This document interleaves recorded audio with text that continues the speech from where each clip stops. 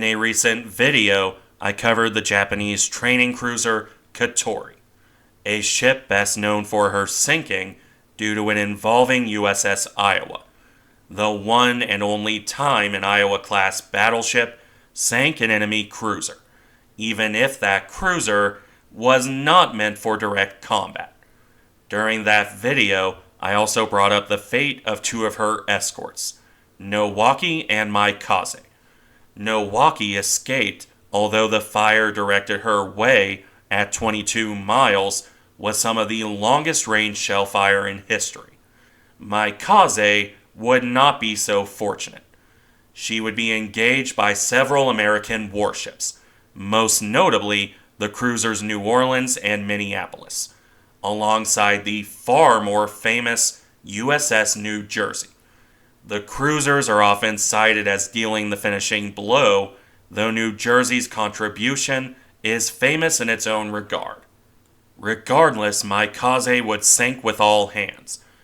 Another rare case of an enemy warship taken under fire by an Iowa-class battleship. It's what she's best known for better or worse. Although even here, her story is interesting. Maikaze's final hours vary quite a bit, depending on what source you use. We'll be touching on that later. First, let's look at the rest of her story. Maikaze was laid down on April 22, 1940.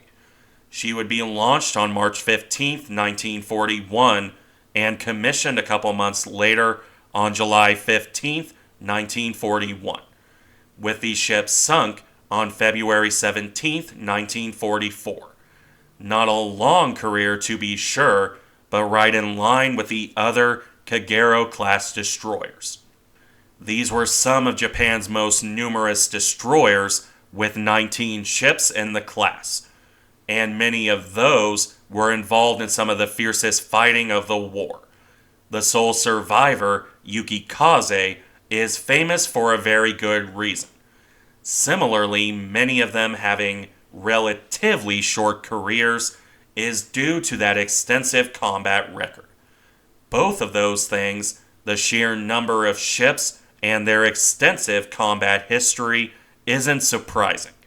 The Kageros were excellent ships by all accounts. They displaced 2,000 tons at their standard loading, with this going up to 2,500 when fully loaded. Pretty much right in line with a Fletcher. On that displacement, the ships carried a heavy weapon load by destroyer standards. 6 127mm 5-inch guns and 3 twin mounts, one on the bow and a super firing pair on the stern. This was the typical Japanese loadout with some variation ever since Fubuki. Similarly, the ships carried a powerful torpedo broadside, 8 torpedo tubes split between 2 quadruple mounts carried amidships, with a further 8 torpedoes in reserve for a potential 16 in all. On the other hand, the anti-aircraft defense was not quite so impressive. Initially, just 4 25mm guns and 2 twin mounts. Even by 1945, this had only reached 28 of the 25mm guns. And this was by sacrificing one of the main gun mounts. Beyond this point, weaponry was rounded off by the usual depth charge racks on the stern, and at least on some ships, a smattering of 13mm machine guns to try and get any extra anti-aircraft defense. While the main defense for these ships is common to all destroyers, and that is the speed. For the Kageros, this was pretty typical by Japanese standards, between 35 and 36 knots on 52,000 shaft horsepower, through 2 shafts. Not quite the ludicrous speed that Shimikaze is known for, but nothing to sneeze at either. That said, with this covered, we can now return to service. As noted, Maikaze joined the Imperial Japanese Navy on July 15, 1941. This was still a few months before the attack on Pearl Harbor, though it would be wrong to call it peacetime. Quite ignoring the firestorm in Europe and North Africa, Japan had been at war with China since 1937. Even so, Maikaze's initial service was of a distinctly peacetime bent. She would spend July through November working up and training, often alongside Nowaki, which is worth noting for later, of course. In any case, her combat service would only come when Japan attacked Pearl Harbor. Maikaze didn't serve off China, as the Japanese Navy had very little to do there by 1941. Instead, she would form part of the 4th Destroyer Division. This was, in December 1941, made up of 4 destroyers: Arashi, Hagikaze, Nowaki, and Maikaze, all 4, unsurprisingly, being Kagero-class destroyers. For the moment, those 4 sister ships would sail together, not for Pearl Harbor, but for the Philippines. This would see Maikaze spend December 4th, 1941 through January 11th, 1942 on this duty, mostly on distant cover either to Malaya or the Philippines, something that continued for the rest of January through April 1942. Notably, Maikaze would continue to be occupied with escort duty during the various fighting in the East Indies. Her sisters, Arashi and Nowaki, would at least participate in sinking HMS Stronghold, though this was an antique destroyer dating back to 1919, and the cruiser Maya was also involved. Maikaze would arguably have been overkill. Instead, the destroyer would return to Japan in April 1942, arriving back home on April 22nd for a much-needed overhaul. This would keep the ship in dock for at least a few weeks, meaning she also missed Coral Sea in early May. Instead, Maikaze's first taste of combat came with the Battle of Midway in early June 1942. This would see Maikaze depart Japan with her 4th Division sisters as part of the direct escort for the Japanese aircraft carriers, with Maikaze doing close plane guard duty for Soryu in particular. Despite her best efforts, however, this would prove to be a failure. American dive bombers would cripple 3 of the 4 carriers in short order on June 4th, 1942. Maikaze would be assigned to pick up survivors from the blazing Kaga at first, during which, apparently, the destroyer closed to about a kilometer away. A secondary explosion rang out, so fierce that it damaged the destroyer's compass. Regardless, after picking up the Kaga survivors, Maikaze then moved to Akagi with her 3 sisters, at first to guard the blazing ship, then to scuttle her early in the morning on June 5th.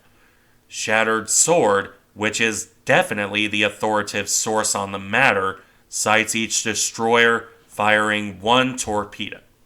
That said, once Akagi sank, Maikaze pulled back from Midway.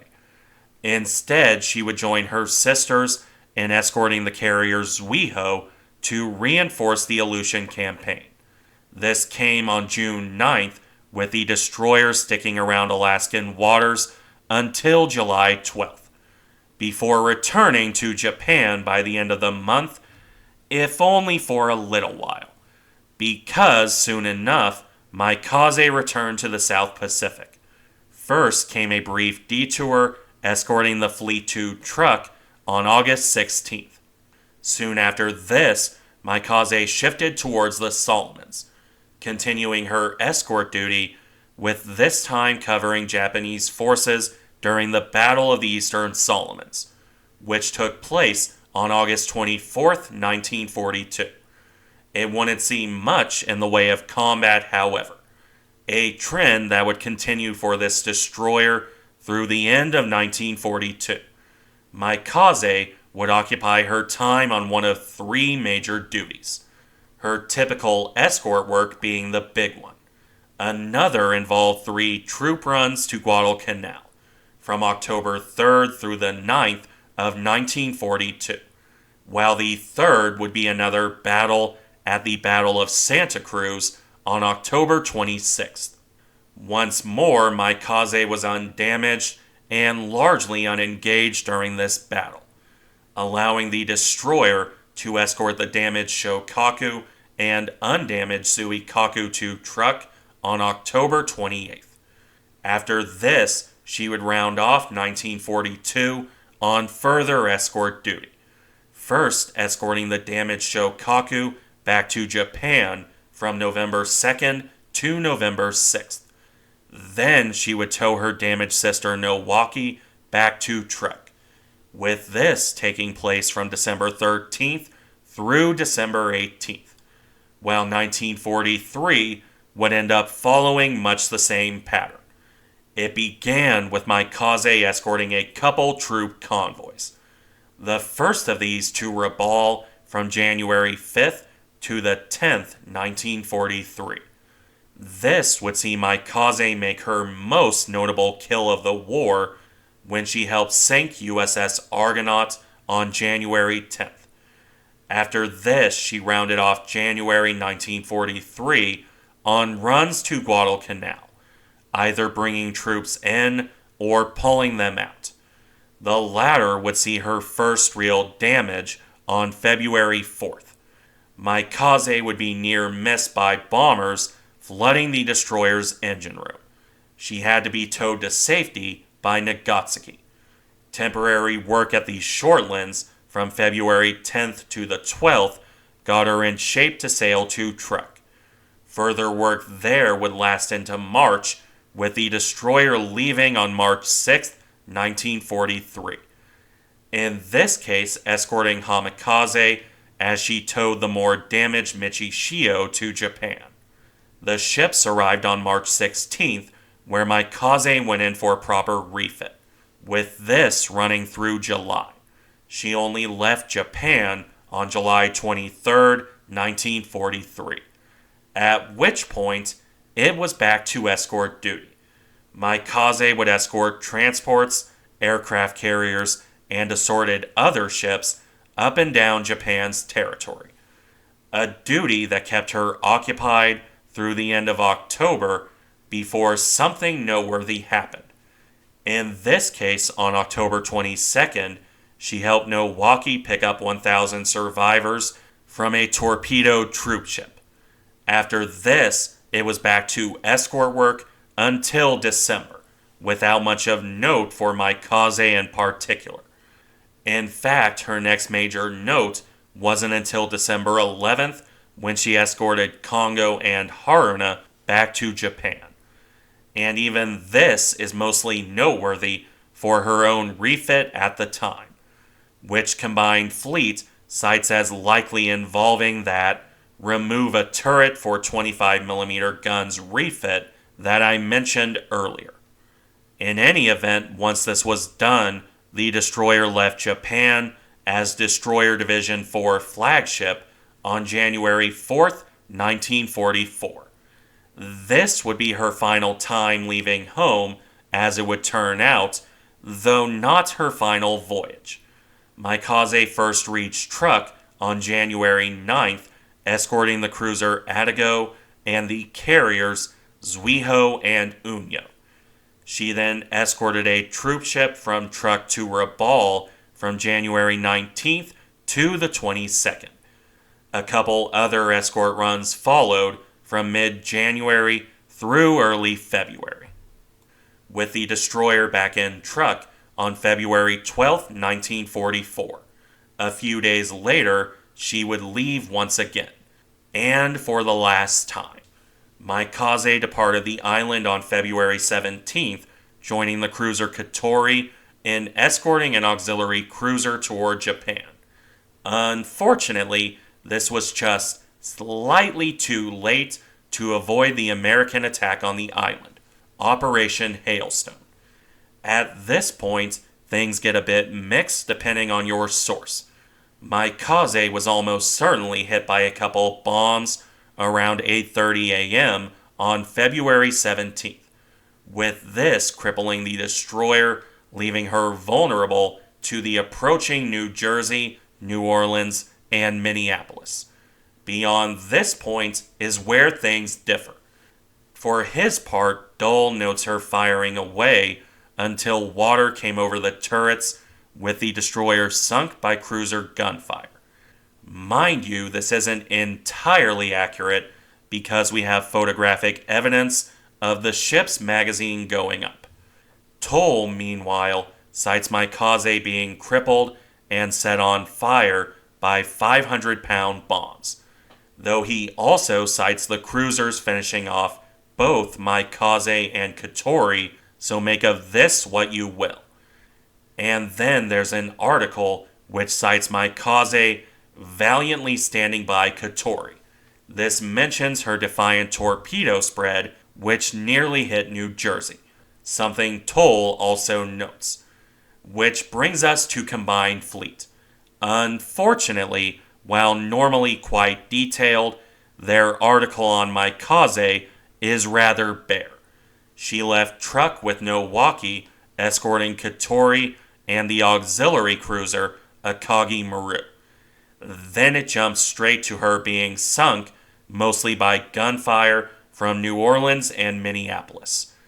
So, as you can see, exactly what happened to Maikaze is a bit of a question mark, outside of the cruisers sinking her. Regardless, this ship had a mostly uneventful career, only to go down fighting overwhelming odds. I think, if nothing else, she should be remembered for that.